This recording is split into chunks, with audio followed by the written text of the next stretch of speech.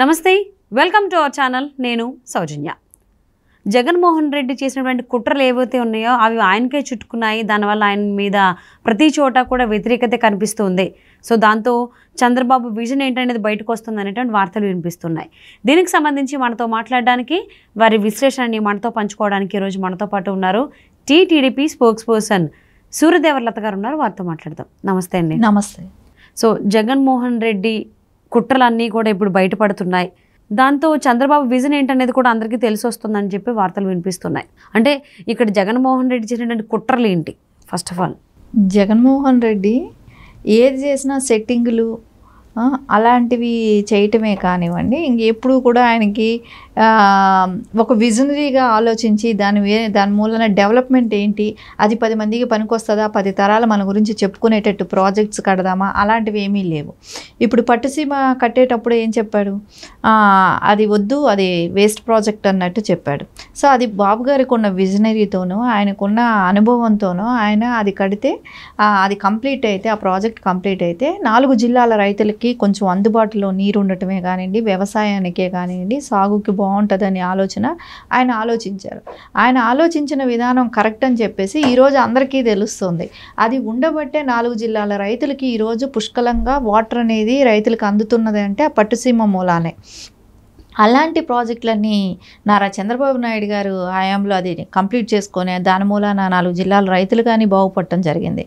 అదే జగన్మోహన్ రెడ్డి హంద్రీ వాటర్ కోసం హంద్రీ నది కాలువకు సంబంధించి కుప్పం పర్యటనలో ఒక నదికి ఒక కాలువ లాంటిది ఒకటి చేసి దానికి ఒక 2 గేట్లు సెట్ చేసి దానికి ఒక పూజలు చేసి ఆ హంద్రీ నీళ్లు చూసావా, చంద్రబాబు నాయుడు ఇన్ని సంవత్సరాలు సీఎంగా ఉన్నా ఏ రోజు మీ జిల్లాకి నీళ్లు తీసుకురావాలని కూడా ఆలోచించలేదు. నేను చూసారా నీళ్లు తీసుకొచ్చానా నేను చెప్పి దానిలో ఆ రోజు వరకు పూజ చేసి నీళ్లు పెట్టి ఆ గుంట లాంటి దానిలో నీళ్లు పెట్టి నెక్స్ట్ డేకి ఆ గేట్లు కూడా క్రెయిన్తో పెట్టి ఎత్తుకెళ్ళిపోయారు. ఆ తర్వాత కుప్పం ప్రజలందరూ కూడా అక్కడ ఆ కాలువలో నిలబడి ఇదే మాకు నిన్న సీఎం ఓపెన్ చేసిన నది, కృష్ణా జలాలు ఇవే అని చెప్పి వాళ్ళందరూ కూడా మాట్లాడటం చూసాం. అంటే అక్కడ డ్రై అయిపోయి చుక్క నీరు లేదు. అంటే ఆయన ఆ కాలు అది ఓపెన్ చేసినట్టు, కుప్పం ప్రజలకు అందరికీ నీళ్ళు ఇచ్చినట్టు ఓన్లీ టీవీలో పబ్లిసిటీ రావటం. అంటే రేపు నీళ్ళు లేకపోతే ఓన్లీ కుప్పం ప్రజలు ఒకటేకే తెలుస్తుంది కానీ బయట ఎవరికి తెలియదని ఒక అమాయకంగా అనుకున్నాడు. ఈవేళ రేపు సోషల్ మీడియా ఎంత ఫార్వర్డ్ ఉండేదో అది కూడా ఆలోచించలేకపోయాడు.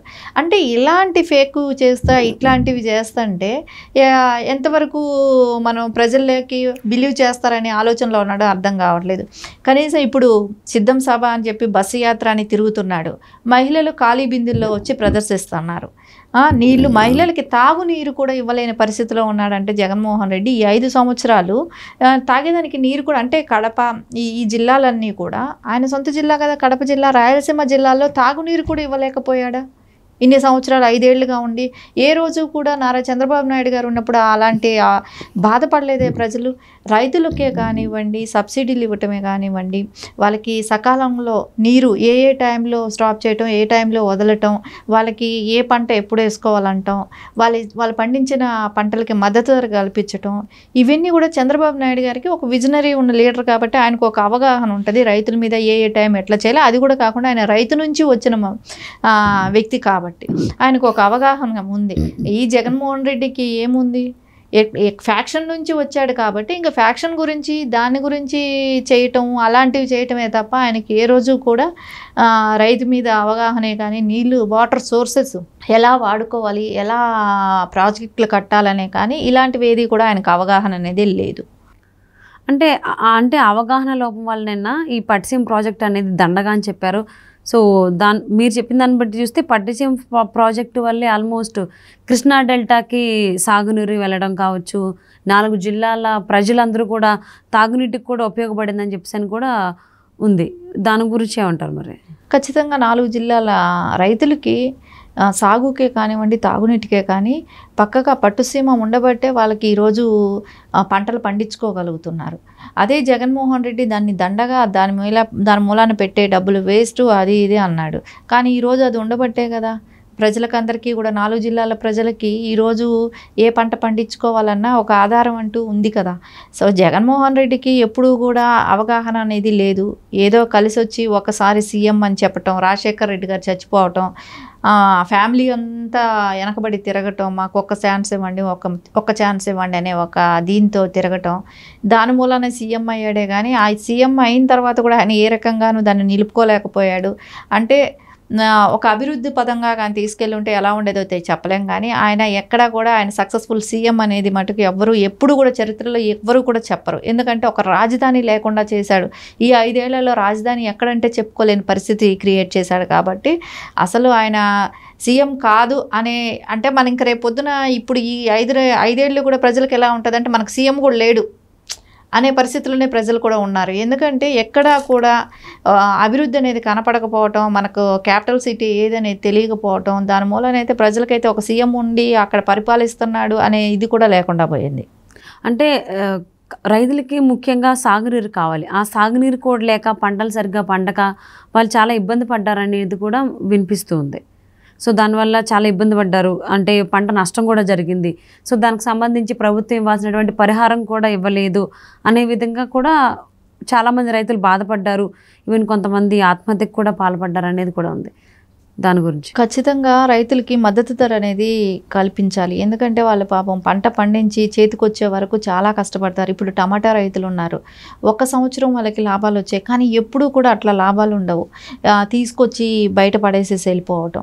ఒక్కొక్కసారి పంటలకు ఎట్లా ఇప్పుడు మ్యాంగో క్రాప్లు కానివ్వండి, వరి కానివ్వండి, మిర్చి కానివ్వండి, వీటికంతా కూడా మద్దతు ధర అనేది కల్పించటం కానీ, ఒక రైతు మీద ఒక అవగాహనే కానివ్వండి, వాళ్ళకి సబ్సిడీయే కానివ్వండి, విత్తనాలు ఇవ్వటమే కానివ్వండి, రైతులు లోన్స్కి వాళ్ళని మాఫీ చేయటమే కానీ ఇట్లాంటివి ఏవి కూడా అసలు ఆయనకి వాటి మీద అవగాహన లేదు. దాన్ని ఎలా చేయాలో కూడా తెలియదు. అవగాహన లేకనే ఈ పట్టుసీమ వేస్ట్ అన్న వ్యక్తి ఇంకా వేరే ఎలాంటి అవగాహన ఉంటుంది చెప్పండి రైతుల మీద అతనికి? అవును, ఆల్మోస్ట్ ఏ ఇరిగేషన్ ప్రాజెక్ట్ కూడా లేదు. ఇంతకుముందు ఎన్నికలు జరిగినప్పుడు రాయలసీమకు కూడా నీరు అందిస్తా అని చెప్పేసి ఆయన వాగ్వాదం కూడా హామీ కూడా ఇవ్వడం జరిగింది. సో ఆ వైపుగా చూసుకుంటే 5 సంవత్సరాల్లో ఎటువంటిది జరగలేదు. సో మరి చంద్రబాబు గారి విజన్ గురించి ఆయనది ఎలా ప్లానింగ్ ఉంటుంది, దాని గురించి ఏమంటారు? ఒకటి మనం అనుకుంటే ఆయన ఏం చెప్పాడు, పోలవరం కంప్లీట్ చేస్తాను, నేను వచ్చిన తర్వాత చంద్రబాబు నాయుడు గారు ఏం కట్టారు, నేను వచ్చాక కంప్లీట్ చేస్తాను అన్నాడు. అసలు పోలవరం దగ్గర ఒక ఇసుక ఒక బస్తా సిమెంట్ అయినా నువ్వు కలిపి అక్కడ ఏమైనా వేయగలిగారా? ఇప్పటివరకు అక్కడ ఏమైనా పని స్టార్ట్ చేశాడా? ఏమీ చేయలేదు. అదే పోలవరం అయిపోయింటే, ఎందుకంటే 80% కంప్లీట్ చేసినప్పుడు నారా చంద్రబాబు నాయుడు 20% ఈ 5 ఏళ్లలో కంప్లీట్ చేయలేకపోయాడా? చేసుంటే ఈరోజు అతను పేరు నిలిచేది కదా. అది కూడా చేసుకోలేకపోయాడంటే ఎంత అసమర్థ సీఎం అనేది మనకు అక్కడ అర్థమవుతూ ఉంది. సో మొత్తం భాగం కంప్లీట్ అయిపోయినప్పుడు కొంచెం భాగం కంప్లీట్ చేయలేకపోయినప్పుడే అర్థమవుతుంది ఆయన ఎంతవరకు సక్సెస్, ఎంతవరకు రైతుల గురించి ఆలోచిస్తాడు, ఎంతవరకు అభివృద్ధి గురించి ఆలోచిస్తాడు. ఎక్కడ ఏమీ రూపాయి డెవలప్మెంట్కి ఖర్చు పెట్టకూడదు. సో తీసుకొచ్చామా ప్రజలకి నేను ఏదో సంక్షేమం ఇస్తున్నామని చెప్పటం, అప్పు చేయటం, తీసుకొచ్చి అక్కడ ఇవ్వటం, కొంచెం ఈయన వేసుకోవటం, అదే 20% పంచుతాడు, 80% తినటం సరిపోయింది. ప్రజల రక్తాన్ని పీల్చి పిప్పి చేసి తాగాడే కానీ ఆయన ఏ రకంగా కూడా ఎక్కడ కూడా రైతులకి వాళ్ళకి ఒక ప్రాజెక్ట్ కంప్లీట్ చేద్దాము అనే ఆలోచనలో కూడా లేకుండా పోయాడు. అవును, సో ఆల్మోస్ట్ ఆయన కుట్రలే పన్నారు అని చెప్పేసి అనే టాక్ తప్ప ఎక్కడ విజన్కి సంబంధించి కానీ అభివృద్ధికి సంబంధించి సో సంపదను ఎలా సృష్టించాలనే విధంగా అయితే ఆయన ఏం చేయలేదు అనేది టాక్ వినిపిస్తుంది.